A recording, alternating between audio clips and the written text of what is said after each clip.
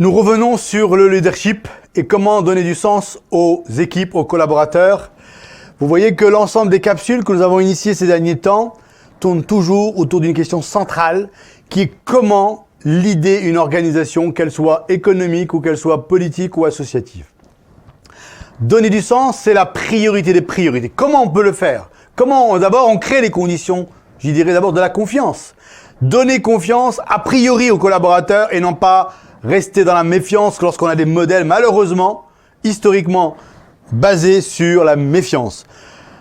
Aujourd'hui, donner du sens, c'est donner envie à un collaborateur de travailler avec vous. Donc, installer la confiance est un élément primordial.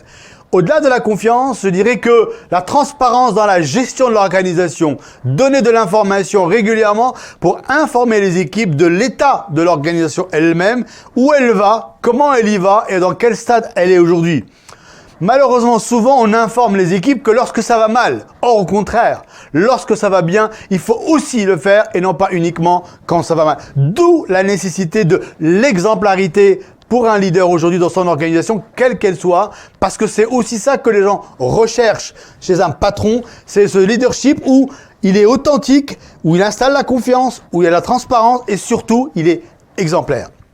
Exemplaire, ça veut dire aussi être bienveillant. Manager de manière bienveillante les équipes, c'est fondamental. Dans le respect, dans la bienveillance, on peut critiquer, on peut challenger sur une problématique, sur une mission, mais bien évidemment, jamais on invective les personnes.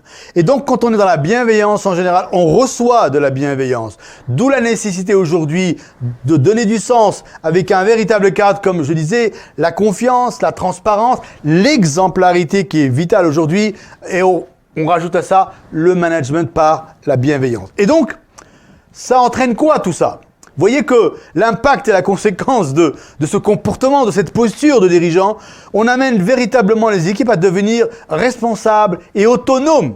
Si elles sont responsables et autonomes, ça veut dire qu'elles sont en capacité de produire de la valeur, elles sont en capacité de productivité, parce que la confiance est là, et la méfiance ayant disparu, il n'y a plus de problème aujourd'hui de fluidité, ni dans l'info, ni dans la relation. Et donc aujourd'hui, une entreprise, c'est un collaborateur qui est un acteur. D'abord, ce n'est pas uniquement un matricule qui est là pour faire un travail et repartir. Il est acteur de la dynamique collective de la société, il est acteur de la création de valeur et il est acteur de son propre développement dont on parlera ultérieurement.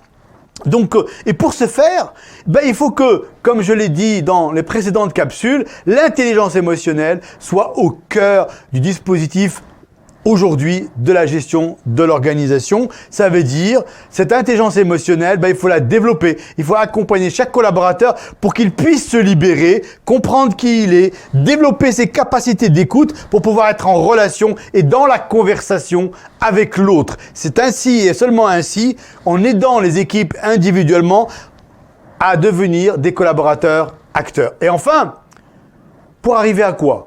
Pour arriver à une organisation qui soit porté par des hommes et des femmes, ont capacité de réinitialiser la confiance collective et d'agir finalement en tant que manager comme des missionnaires. Parce qu'un missionnaire, c'est finalement, on ne voit pas un intérêt particulier, on voit un intérêt général et ainsi, on fait briller les yeux des collaborateurs et on développe une véritable fierté qui a un impact sur l'engagement, la mobilisation et la motivation. Donc aujourd'hui, un leader a une vraie responsabilité dans la génération de création de valeur. Merci.